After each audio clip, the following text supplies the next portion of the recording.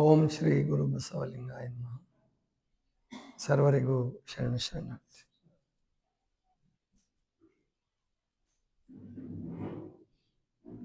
ಮೊಲವೊಂದಕ್ಕೆ ನಾಯನೊಂಬತ್ತು ಬಿಟ್ಟಂತೆ ಎನ್ನ ಬಿಡು ತನ್ನ ಬಿಡೆಂಬುದು ತನು ವಿಕಾರ, ಎನ್ನ ಬಿಡು ತನ್ನ ಬಿಡೆಂಬುದು ಮನೋವಿಕಾರ, ಎನ್ನ ಬಿಡು ತನ್ನ ಬಿಡೆಂಬುದು ಭಾವವಿಕಾರ. ಕರ್ಣೇಂದ್ರಿಯವೆಂಬ ಸ್ವಣಗ ಮುಟ್ಟದ ಮುನ್ನ ಮನ ನಿಮ್ಮ ನೇದುಗೆ ಕೊಡಲ ಸಂಗಮ ದೇವ. ಇದು ಬಸವಣ್ಣನವರ ಒಂದು ಹೆಚ್ಚು ಪರಿಚಿತವಿಲ್ಲದ ವಚನ. ಅದ್ಭುತವಾದಂತಹ ಉಪಮೆ ಕೊಟ್ಟಿದ್ದಾರೆ ಇದರಲ್ಲಿ. ಅಂದರೆ ಕಾಡಿನಲ್ಲಿ ಬೇಟೆ ನಾಯಿಗಳು, 9 ನಾಯಿಗಳು, ಒಂದೇ ಒಂದು ಮೊಲ ಇರೋದು 8 ದಿಕ್ಕು. ನೋಡಿದ್ರೆ 8 ದಿಕ್ಕಿನಿಂದ 8 ಅಲ್ಲದೆ ಮತ್ತೊಂದು ಎಕ್ಸ್ಟ್ರಾ ಹೆಚ್ಚಿಗೆ, ಅಂದರೆ 9 ನಾಯಿಗಳು ಬೆನ್ನತ್ಬಿಟ್ಟಿದೆ ಮೊಲಕ್ಕೆ. ಆಮೇಲೆ ಆ ಮೊಲ ಯಾವುದು, ನಾಯಿಗಳು ಯಾವ್ಯಾವುದು ಅದನ್ನು ಮುಂದೆ ಹೇಳ್ತಾರೆ. ಒಂದು ಮೊಲಕ್ಕೆ ನಾಯನೊಂಬತ್ತು ಬಿಟ್ಟಂತೆ ಎನ್ನ ಬಿಡು ತನ್ನ ಬಿಡೆಂಬುದು ತನು ವಿಕಾರ, ಎನ್ನ ಬಿಡು ತನ್ನ ಬಿಡೆಂಬುದು ಮನೋವಿಕಾರ, ಎನ್ನ ಬಿಡು ತನ್ನ ಬಿಡೆಂಬುದು ಭಾವವಿಕಾರ. ಕರ್ಣೇಂದ್ರಿಯಗಳೆಂಬ ಸ್ವಣಗ ಮುಟ್ಟದ ಮುನ್ನ ಮನ ನಿಮ್ಮನೆ ಇದುಗೆ ಕೊಡಲ ಸಂಗಮ ದೇವ. ಅಂದರೆ ಇಲ್ಲಿ ಮನಸ್ಸು ಅನ್ನುವಂಥದ್ದೇ ಅಥವಾ ವಿವೇಕ ಅನ್ನುವಂಥದ್ದೇ ಮೊಲ. ಅದಕ್ಕೆ ಕರ್ಣೇಂದ್ರಿಯಗಳು ಮತ್ತು ಜ್ಞಾನೇಂದ್ರಿಯಗಳು ಅನ್ನುವ 9 ನಾಯಿಗಳು ಅವೆಲ್ಲ ಗಂಟು ಬಿದ್ದಿದ್ದಾವೆ. ಯಾವ ರೂಪದಲ್ಲಿ ಅಂದರೆ ತನು ಮನ ಭಾವವಿಕಾರ, ದುಶ್ಚಟಗಳು, ದುರ್ಗುಣಗಳು ಮತ್ತು ದುರ್ಭಾವ ಪ್ರಕೃತಿ. ಈಗ ಆ ನಾಯಿಗೆ, ಆ ಮೊಲಕ್ಕೆ ತಪ್ಪಿಸ್ಕೊಂಡು ಹೋಗೋದು ಭಾಳ ಕಷ್ಟ. ಮೊಲ ಭಾಳ ಸೂಕ್ಷ್ಮವಾದದ್ದು. ಹಾಗೆ ವಿವೇಕ ಅಥವಾ ಅರಿವು ಅನ್ನುವಂಥದ್ದು ಇದೆಯಲ್ಲ, ತುಂಬ ಸೂಕ್ಷ್ಮವಾದದ್ದು. ಅದು ಜಾಗೃತ ಆಗೋದು ತುಂಬ ಕಠಿಣ. ಆದರೆ ಅರಿತು ಮರೆಯೋದು ಭಾಳ ಸುಲಭ. ಅರಿವು ಗೇಡಿಗಳಾಗೋದು ಭಾಳ ಸುಲಭ ಇದೆ. ಆದರೆ ಅರಿವನ್ನು ಸಂಪಾದಿಸೋದು ಭಾಳ ಕಷ್ಟ ಇದೆ. ಆ ಅರಿವು ಅನ್ನುವಂಥದ್ದು ಮೊಲ ಆದರೆ, ಈ ದುಶ್ಚಟ, ದುರ್ಗುಣಗಳು, ದುರ್ಭಾವ ಪ್ರಕೃತಿ ಎನ್ನುವಂತಹ ಏನು ನಾಯಿಗಳಿದಾವಲ್ಲ, ಇವು ಆಕ್ರಮಿಸ್ಕೊಂಡ್ಬಿಟ್ಟೆ. ಅಂದರೆ ವಿವೇಕವನ್ನು ಮರೆತು ಸಲ್ಲದ ಕಾರ್ಯಗಳಲ್ಲಿ ತೊಡಗಿಕೊಳ್ಳೋದೇ ನಾಯಿ ಕೆಲಸ, ನಾಯಿತನ ಅಂತ ಹೇಳ್ತಾರೆ. ಈಗ ಆವಾಗ ನಾಯಿಗೆ ಆ ರೀತಿ ಉಪಮೆ ಕೊಟ್ಟಿದ್ದಾರಷ್ಟೇ. ಆದರೆ ಇವಾಗ ನಾಯಿಗೆ ಬಹಳ ಶ್ರೇಷ್ಠ ಸ್ಥಾನ ಬಂದಿದೆ. 21ನೇ ಶತಮಾನದಲ್ಲಿ ಅಥವಾ 19ನೇ ಶತಮಾನದ ಕೊನೆ ಭಾಗದಿಂದ ಪ್ರಾರಂಭ ಆಗಿರ್ಬೋದು ನಾಯಿಗಳಿಗೆ. ಆದರೂ ಪಾಶ್ಚಿಮಾತ್ಯ ಜಗತ್ತಿನಿಂದ ಶುರುವಾಯಿತು ಅಂತ ಹೇಳ್ಬೋದು ಇದನ್ನು. ಅಲ್ಲಿ ನಾಯಿಗಳಿಗೆ ತರಬೇತಿ ಕೊಡೋಕೆ ಶುರು ಮಾಡಿದ್ರು.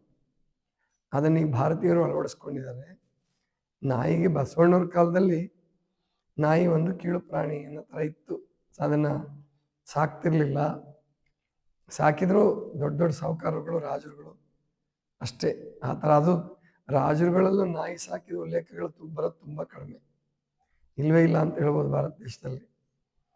ಆದರೆ ಈಗ 19ನೇ ಶತಮಾನದ ಈಚೆಗೆ, 20ನೇ ಶತಮಾನದ ಆರಂಭದಿಂದ ಮತ್ತು ಈಗಂತೂ ತುಂಬ ನಾಯಿಗಳಿಗೆ ಎಷ್ಟು ಮಟ್ಟಿಗೆ ಅಂದರೆ ಭಾರತೀಯ ಸೈನ್ಯದಲ್ಲಿ ನಾಯಿಗಳಿಗೆ ತರಬೇತಿ ಕೊಟ್ಟು ಅವುಗಳ ಸಾಹಸದ ಕೆಲಸ ಮಾಡಿ ಪದಕ ಕೂಡ ಕೊಟ್ಟಿದ್ದಾರೆ ನಾಯಿಗಳಿಗೆ.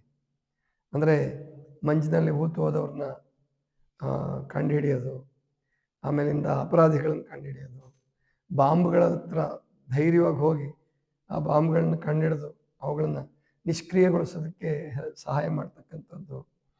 ಈ ಥರ ತುಂಬ ಅದ್ಭುತವಾದ ಕೆಲಸ. ಮತ್ತು ಅವಕ್ಕೆ ಇವಾಗ ಉಡುಗೆ ತೊಡುಗೆಗಳು ಮಾಡಿಬಿಟ್ಟಿದ್ದಾರೆ.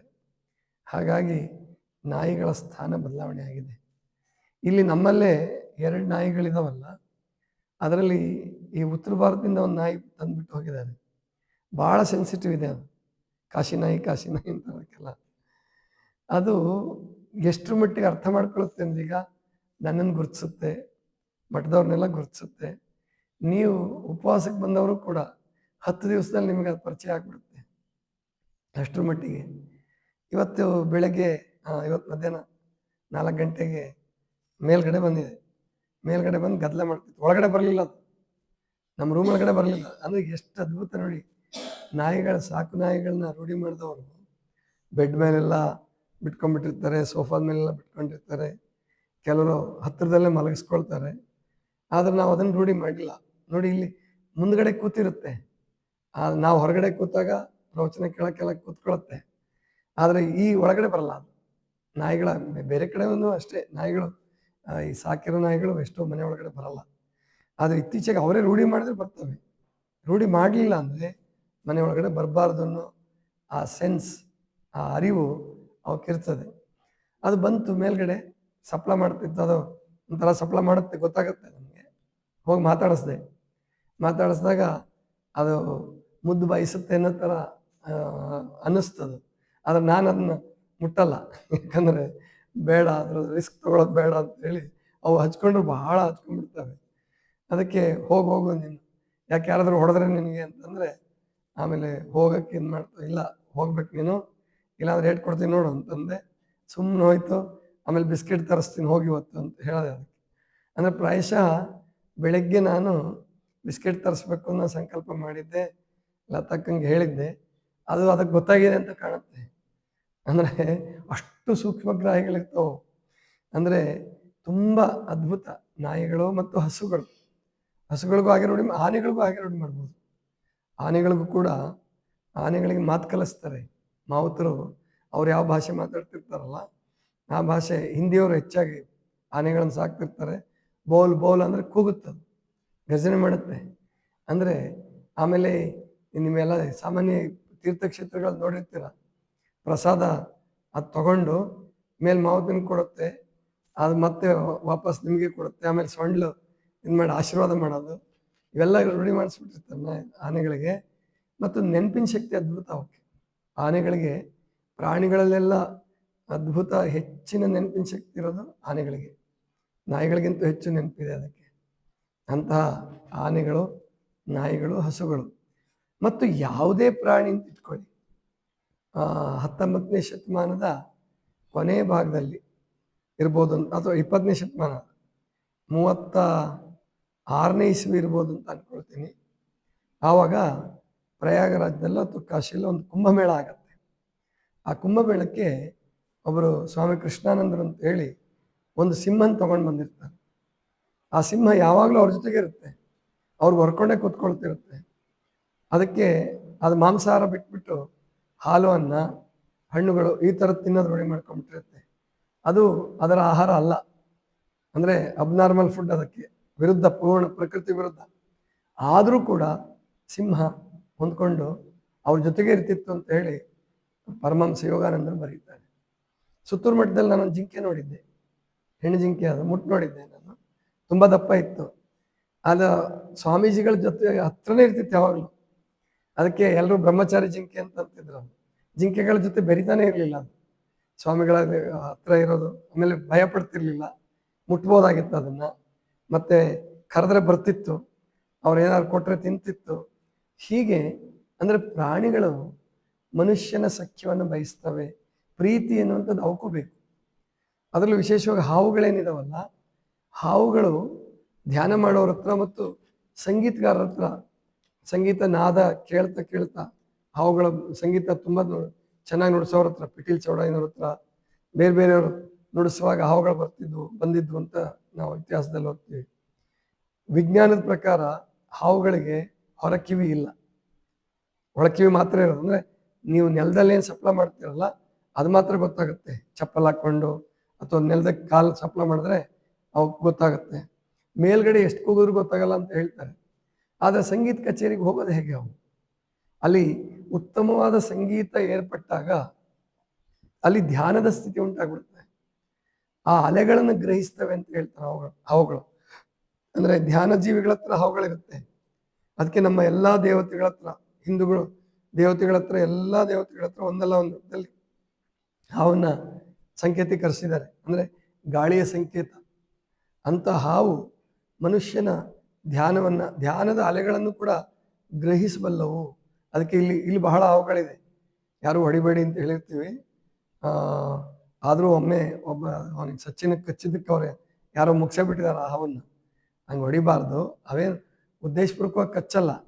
ಮತ್ತು ಕಚ್ಚಿದ್ದಕ್ಕೆ ಟ್ರೀಟ್ಮೆಂಟ್ ಕೊಡಿಸಿದ್ರೆ ಆರಾಮಾದ ಅವನು, ಏನು ತೊಂದರೆ ಆಗಲಿಲ್ಲ. ಸ್ವಲ್ಪನೂ ಬಾವು ಕೂಡ ಬರಲಿಲ್ಲ, ಏನು ತೊಂದರೆ ಆಗಲಿಲ್ಲ. ಎಷ್ಟೋ ಹಾವುಗಳಿಗೆ ವಿಷ ಇರಲ್ಲ. 97% ಹಾವುಗಳಿಗೆ ವಿಷ ಇರಲ್ಲ ಅಂತ ಹೇಳ್ತಾರೆ. ಹಾವಿನ ಜಾತಿಗಳು ಬಹಳ ಇದ್ದಾವೆ. ಒಂದು 3% ಹಾವುಗಳಿಗೆ ವಿಷ ಇರಬಹುದು ಅಂತ ಹೇಳ್ತಾರೆ. ಹಾಗೆ ನಾವು ಪ್ರಾಣಿಗಳ ಜೊತೆಗೆ ಸಂವೇದನಾಶೀಲರಾಗಿ ನಡ್ಕೊಂಡ್ರೆ ಅವಕ್ಕೆ ಆಧ್ಯಾತ್ಮ ಪರಿಸರ ಮತ್ತು ನಮ್ಮ ಪ್ರೀತಿ ಅವು ಗ್ರಹಿಸ್ತವೆ, ಇಷ್ಟಪಡ್ತವೆ, ಜೊತೆಗಿರ್ತವೆ. ನಾಯಿಯಂತೂ ಅತ್ಯಂತ ನಿಷ್ಠೆಯಿಂದ ನಡ್ಕೊಳ್ಳುತ್ತೆ. ವಿದೇಶದಲ್ಲಿ ಹಾರ್ಟ್ ಅಟ್ಯಾಕ್ ಆದಾಗ ಮೊಬೈಲ್ ಫೋನ್ನಿಂದ ಪೊಲೀಸ್ ಸ್ಟೇಷನ್ಗೆ ಕಾಲು ಹೋಗಂಗೆ ಮಾಡುತ್ತೆ. ಅದು ತನ್ನ ಕಾಲಿಂದನೇ ಅದನ್ನು ಮಾಡುತ್ತೆ. ಕಡೆಗೆ ಪೊಲೀಸರು ಬಂದು ಅವನನ್ನು ರಕ್ಷಿಸ್ತಾರೆ. ಅನ್ಕಾನ್ಷಿಯಸ್ ಆಗಿ ಬಿದ್ದಿರ್ತಾನೆ. ಅದು ಬೊಗಳೋದು, ಅವ್ರ ಫೋನ್ ರಿಸೀವ್ ಮಾಡಿದ ಕೂಡಲೇ ಬೊಗಳೋದು. 2-3 ಸಾರಿ ಹಂಗೆ ಮಾಡಿದ್ರು ಅವ್ನು ಕಟ್ ಮಾಡಿದ್ರು ಅದು ಕೇಳಲ್ಲ. ಅವಾಗ ಅದು ಟ್ರೇಸ್ ಮಾಡೋದನ್ನು ಅಂತ ಹೇಳಿ ಪೊಲೀಸರು ಸಬ್ ಇನ್ಸ್ಪೆಕ್ಟರ್ PSI ಹೇಳಿದಾಗ ಅವ್ರು ಬಂದು ಅವ್ನು ನೋಡ್ತಾರೆ, ಅನ್ಕಾನ್ಷಿಯಸ್ ಆಗಿ ಬಿದ್ದಿರ್ತಾನೆ. ಹಾಸ್ಪಿಟ್ಲಿಗೆ ಸೇರಿಸ್ತಾರೆ. ಆ ನಾಯಿಯಿಂದ ಒಂದು ಜೀವನೇ ಉಳಿಯುತ್ತೆ ಅಂತ ಹೇಳ್ತಾರೆ. ವಿದೇಶದಲ್ಲಿ ನಡೆದ ಘಟನೆ ಇದು. ಒಂದು ಪರ್ವತ ಪ್ರದೇಶದಲ್ಲಿ ಮಗು ತಪ್ಪಿಸ್ಕೊಂಡ್ಬಿಟ್ಟಿರುತ್ತೆ, ತುಂಬ ಎತ್ತರವಾದ ಪ್ರದೇಶದಲ್ಲಿ. ಆಡ್ತಾ ಹೊರಟೋಗಿದೆ. ಕೊನೆಗೆ ನಾಯಿ ಪತ್ತೆ ಹಚ್ಚಿ ಅದು ಬೊಗಳಿ ಆ ಮಗುವನ್ನು ರಕ್ಷಣೆ ಮಾಡುತ್ತೆ. ಹೋಗಿ ತೊಗೊಂಡು ಬರ್ತಾರೆ, ಹೆಲಿಕಾಪ್ಟ್ರಲ್ಲಿ ತೊಗೊಂಡು ಬರ್ತಾರೆ ಆ ಮಗುನ. ಹಾಗೆ ಅಂದರೆ ನಾಯಿಗಳ ಸಂವೇದನೆ, ಹಸುಗಳ ಸಂವೇದನೆ ಮತ್ತು ಆನೆಗಳು, ಯಾವುದೇ ಪ್ರಾಣಿ ಇರಲಿ, ಯಾವುದೇ ಹುಳು ಇರಲಿ, ಅದನ್ನು ನೀವು ಪ್ರೀತಿಯಿಂದ ಕಂಡಾಗ ಅವುಗಳ ಭಾವನೆ ಬದಲಾವಣೆ ಆಗುತ್ತೆ. ಅಂದರೆ ಪ್ರೀತಿ ಅನ್ನೋದು ಹುಳುಗಳಿಗೆ, ನಾಯಿಗಳಿಗೆ, ಪ್ರಾಣಿಗಳಿಗೆ ಬೇಕು ಅಂತಂದರೆ ಈಗ ಯಾಕೆ ನಮ್ಮ ಇಂಜಿನಿಯರ್ಗಳು, ಡಾಕ್ಟ್ರುಗಳು, ಮೆಟ್ರೋಪಾಲಿಟನ್ ಸಿಟಿ ಗಂಡ ಹೆಂಡತಿಯರು 3 ತಿಂಗಳಿಗೆ, 2 ತಿಂಗಳಿಗೆ, 1 ತಿಂಗಳಿಗೆ ಡೈವರ್ಸ್ ಮಾಡ್ಕೊಳ್ತಿದ್ದಾರೆ. ಅಂದರೆ ಅವರು ಮದುವೆ ಆಗಬೇಕಾದ್ರೆ ದುಡ್ಡು ಅಥವಾ ಮತ್ತೊಂದು ನೋಡಿ ಮದುವೆ ಆಗಿರ್ತಾರೆ. ಪ್ರೀತಿ ಅಲ್ಲಿ ಇಲ್ಲ. ಆದ್ದರಿಂದ ಪ್ರಾಣಿಗಳಿಗಿಂತಲೂ ಕನಿಷ್ಠವಾದ ಜೀವನ ಬದುಕ್ಬಿಡ್ತಾರೆ ಮನುಷ್ಯರು. ಅದು ಬೇಡ. ಪ್ರಾಣಿಗಳಿಂದ ಮನುಷ್ಯ ಕಲಿಯುವಂಥದ್ದಿದೆ ಇವಾಗ. ಇದಿಷ್ಟು ಇವತ್ತಿನ ಚಿಂತನ. ಸರ್ವರಿಗೂ ಶರಣ.